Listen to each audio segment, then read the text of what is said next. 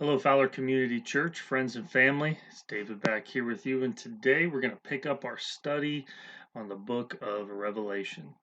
When we left off, we were in chapter 2, if you remember, and we're just getting into the letters to the churches. And today we're going to look at the letter to the church in Pergamum in verses 12 through 17. Now, the theme today is idol worship. The strong language that you'll see Jesus use here referring to the throne of Satan and the teaching of Balaam and the rebuke for the misplaced affections for the believers is pretty strong but important. Let's read it first. Verses 12 through 17 in Revelation 2. And the angel of the church, and to the angel of the church in Pergamum write the words of him who has the sharp two-edged sword. And I know where you dwell, where Satan's throne is. Yet you hold fast my name, and you did not deny my faith, even in the days of Antipas, my faithful witness who was killed among you, where Satan dwells. But I have a few things against you. You have some there who hold to the teaching of Balaam, who taught Balak to put a stumbling block before the sons of Israel, so that they might eat food sacrificed to idols and participate in sexual immorality. So also you have some who hold the teaching of the Nicolaitans. Therefore, repent. If not, I will come to you soon and war against them with the sword of my mouth. He who has an ear, let him hear what the Spirit says to the churches. To the one who conquers, I will give some of the hidden manna, and I will give him a white stone with a new name written on the stone that no one knows except the one who receives it. So it's important to know that Pergamum was a key place in the worship of the god of healing, Asclepius, who was represented by a symbol of the snake.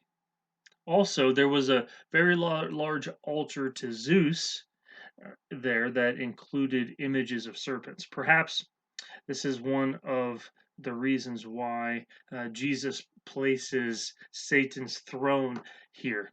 There also was one of the first cities to pledge allegiance to Rome and became a very key site to emperor worship, which is idolatry.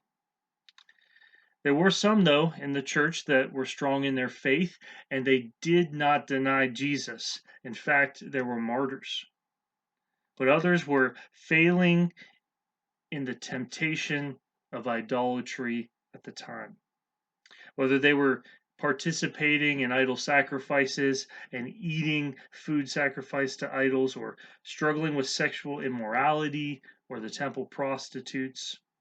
This is where we get the reference to Balaam.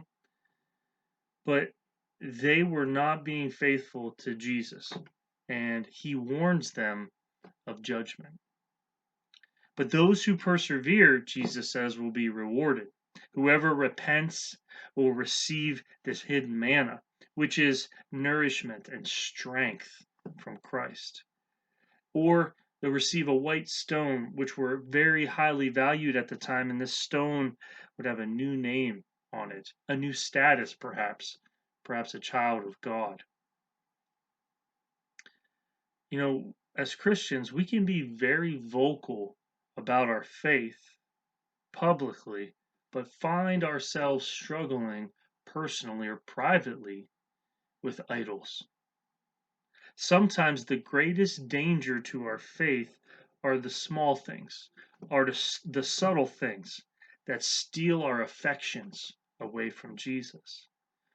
And that's exactly what idolatry is. It's misplaced affections. The love and desire that I should have for Christ is placed on something else.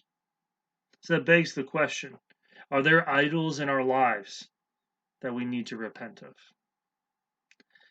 Thanks for joining me today. Please remember to like the video. Please share these videos.